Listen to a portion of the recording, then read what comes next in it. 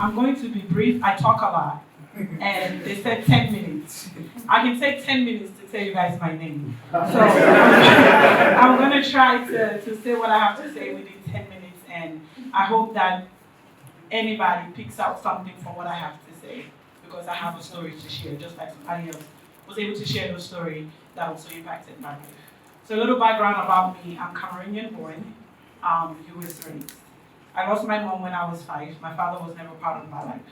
My mom never went to school like some of us here that have parents that didn't make it, of course, because you have to pay for school. My mother was very poor. After my mom passed away, I had an uncle or an aunt that I wanted to go live with, so I begged them, like, please take me in, because I don't have anywhere else to go. When I went to stay with that aunt, I became the maid in the house, helping out with cooking and cleaning. I didn't know that God was trying to get me from point A to point B.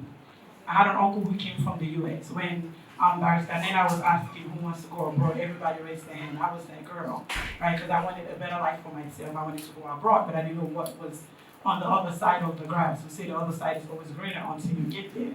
I just wanted to go. Get me out of Cameroon, get me somewhere. I was not planning on coming back. So when that uncle and aunt came, I said, please take me with you. I don't want to stay here. So unfortunately, they had, I think, their 3rd kid, and my brother and I were privileged to go over. So keep in mind, when my mom passed away, I lived with my uncle. Then I was a maid. Going to the US, I went to also be a maid. Another cycle. I didn't know God was working something out. While I was there with our US school system, they have free schools where you don't have to pay. So it's against the law to have a minor who is under the age of 18 at home without sending them to school, because as a parent, you're going to go to jail. So they had no choice but to send me to school.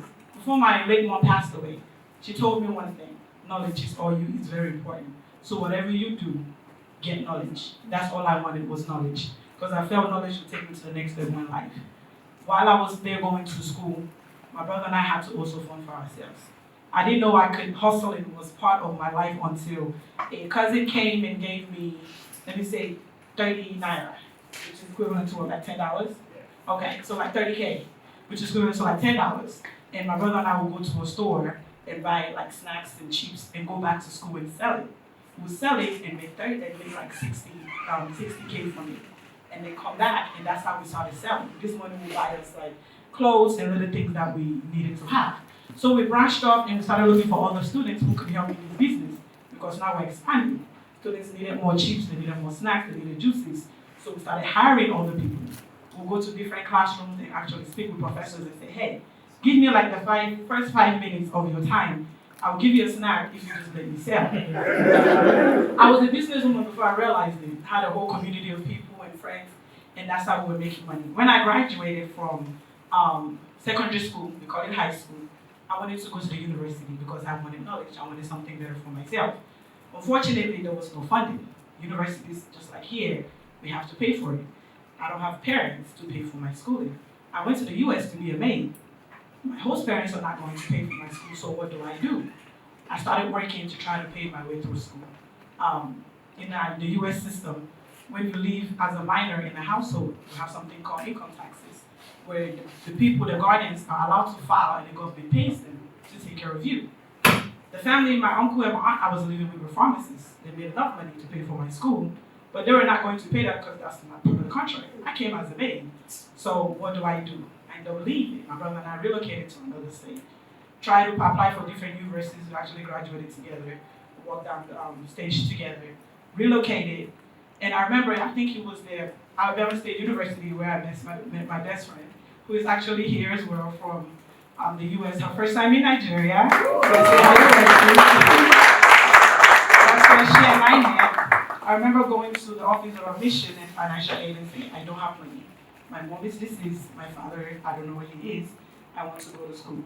And I remember the lady on the front desk, her name was Miss Summerlin. She said, bring me your mother's death certificate. That's all we need. I went home and I quickly called my sister back in Cameroon. I said, I need these documents because I can get funding for school. I got the documents and I came in. That same year, I applied for a scholarship through Coca-Cola. I didn't know what I was applying for. I was just writing my story why I need money to go to school. Out of thousands of students, I got selected for that scholarship. And I started college. I think it was 2015 when we had, I think almost 250 Delta State students that came from Nigeria with a Nigerian scholarship that started in my university. I was a maid in Cameroon. I became a maid in the US. I didn't know I enjoyed cooking that much. So when they came, I'm familiar with all of our food except for okpa. I'm still waiting for my dinner. So I saw an opportunity to start cooking for these students who are not familiar with American food. So I started doing that from my house. I would cook and I'll sell to them. And then, just like a light bulb, it's all God's doing. I went to the university and I said, hey, this is what I do. This is my portfolio. These are my pictures. I would like to cook for the faculty and staff of the university. If you allow me, we can talk on the price, we can talk on the salary. I want to cook for the university. Just like that, I got the job. I worked there for 2 years, and cooking again became something that I still enjoy doing. Somebody asked me, what would you do for free? I said, I'll cook. I would definitely cook and just sit down and watch somebody eat. I didn't know that was my purpose. Right after, 2 years later, I built my brand from the students and the faculty and the staff of the university. People were flying out of the state to come and eat Pondeyan in my university.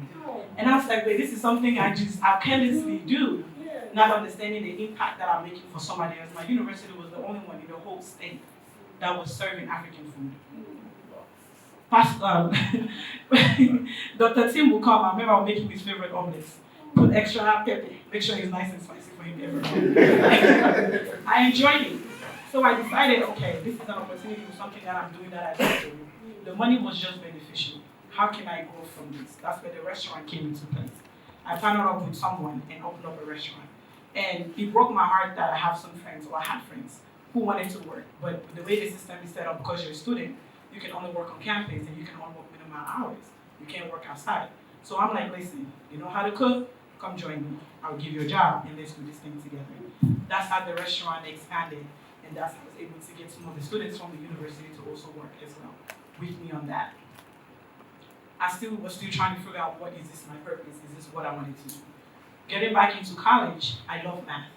A lot of American students, a lot. Lexi is not one of them because we studied accounting together. But a lot of American students don't like math. We love math. Yeah, at least I knew I did. I studied math, that's what I wanted to do, but I wanted to also expand it. If I studied math, I could only do either engineering or I could do accounting.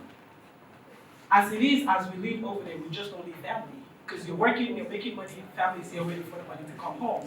So I wanted a job that will offer me money right after college. That way I can take care of myself and also take care of my family back in Cameroon. So I've tried to figure out, what will I do? Accounting was one of those options for me. Some of the challenges that I faced even going to university is I didn't even know how to feel what is a financial inform. That's something we don't know here. That's something that they don't teach us. So these are things that I had to learn. I had to attend seminars like this to hear people talk about things because I wanted to learn. I needed to know what organizations that I needed to be part of. That way I can get knowledge to be around people, all the right people at the right time, so I'm not missing out. When I got that information, I couldn't keep it to myself. The organization that I was a part of, I became a student ambassador, basically raising awareness in the campus and saying we have students who are very knowledgeable, who are also graduating top in their classes, who can also get these jobs and these scholarships that I got. So how can I help them also get knowledge that I literally stumbled on because somebody saw potential in me? So I started doing that up until where I ended up right now working for JP Morgan and Chase. My motto in life is to whom much is given, much is required. There's a lot of challenges that we will face as individuals, being able to find out what that purpose is, and it evolves every day. Society changes, laws change, from the US to Nigeria to Cameroon, whatever it is. But you can't give up on yourself because nobody else would. You have to know what you want. Sometimes you probably don't know, but if you see an opportunity, take it. I didn't know what I was doing until I started doing it. I didn't know that it was going to get me somewhere until I said I would do it, I would volunteer. It was risky for me, small African girl going into a room full of Oyibo people. Saying, I cook this is the recipe, I cook fish, it has a smell. But I mean, our food is very strong. I don't even eat our food in the office. I'll carry my jollof rice and eat when I get home. If it's time to eat my swallow, because I'm sitting on the floor. Don't stress me. But in the office, I mean, people are not comfortable with it. But now I have to cook this food around people. So I have to be able to sell. If you know this is what you're good at, sell yourself, sell your brand. Do what you need to do to get to the next level, It's not going to be easy. But if you know what you want, if you know what you need to do, we got on your side. Like I say, I can do all things. Thank you guys so much.